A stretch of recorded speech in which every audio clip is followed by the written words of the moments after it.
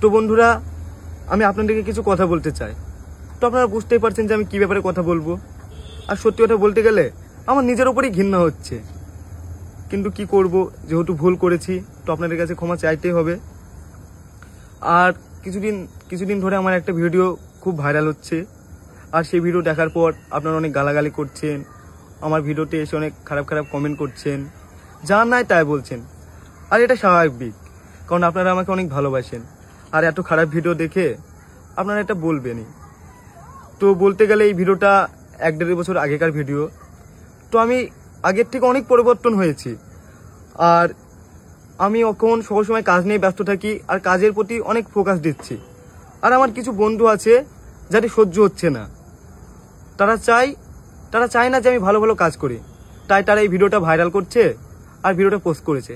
তো আপনারা এবার বলবেন কমেন্টে যে ভিডিওটা তোর এত পার্সোনাল ভিডিও, এত খারাপ ভিডিও তারা কি করে পেলো। তো বলতে গেলে আমার একটা বন্ধু আছে, রুবেল বলে নাম। তো এই ভিডিওটা দেখবেন যে আমার ফোনেও ছিল না, ভিডিওর মধ্যে অনেক কথা আছে, হয়তো আপনারা দেখেছেন। এই ভিডিওটা আমার কাছে ছিল না, আমার গার্লফ্রেন্ডের কাছে ছিল।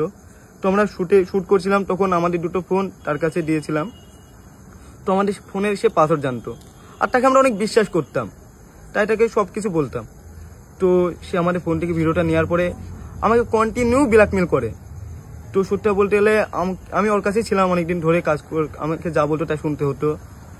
তো কি মনে হলো যে ও আমাকে ব্ল্যাকমেল করতে করতে আমার এত পরিমাণে রাগ হয়ে গেছিল, সেজন্য আমি ওর সাথে কন্ট্যাক্ট করাই বন্ধ করে দিই।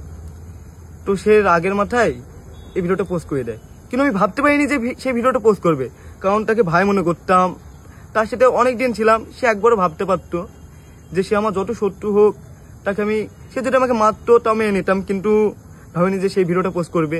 এবার আপনারা বলবেন যে তোর এইসব মন বানানো কথা।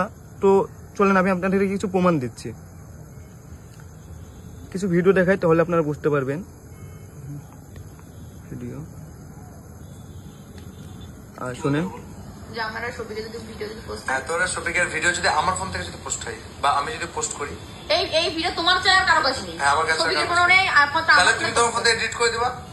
হ্যাঁ হ্যাঁ হ্যাঁ, তাহলে ভিডিও তো বলো যে আমার ভিডিওটা করার পরে তুমি এডিট করবা। হ্যাঁ তোমার ভিডিও করার পরে সব এডিট করে দেব। হ্যাঁ, তো এডিট করবো মানে তোমার কোনো জিম্মেদারি নেই, টোটাল জিম্মেদারি আমার, তাই তো? তাহলে এই ভিডিও যদি পোস্ট হয় তার জন্য দায়ী আমি রুবেল।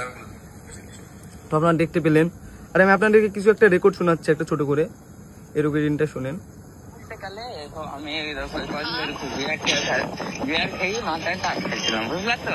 তুমি সেটা ফোন করছো, স্পিকার দিছো, ফোনটা অবিলেছো, তার লেগে কেটে দিলাম, বুঝলা? বাড়ি এসে করলাম ভিডিও আপলোড দেবো রাতে 12টা-1টার দিকে, বুঝলা তো? কোনো ভিডিও কখন আপলোড দেবা?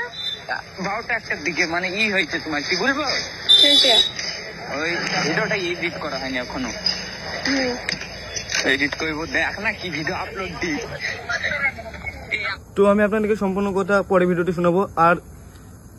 আর এর আগে একটা মেয়ের সঙ্গে আপনারা হয়তো দেখেছেন, তো সেও আমাকে ব্ল্যাকমেল করেছে এবং আমাকে কি বলে হুমকি দিয়েছে, শোনেন, আসেন।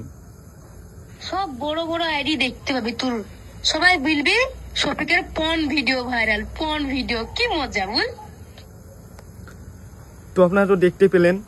আর সত্যি কথা বলতে গেলে আমার কোনো ইচ্ছা ছিল না যে নিজের মান সম্মান নিজে নষ্ট করব। আপনারা অনেকে বলছেন যে ভিডিওটা আমি পোস্ট করেছি ভাইরাল হওয়ার জন্য।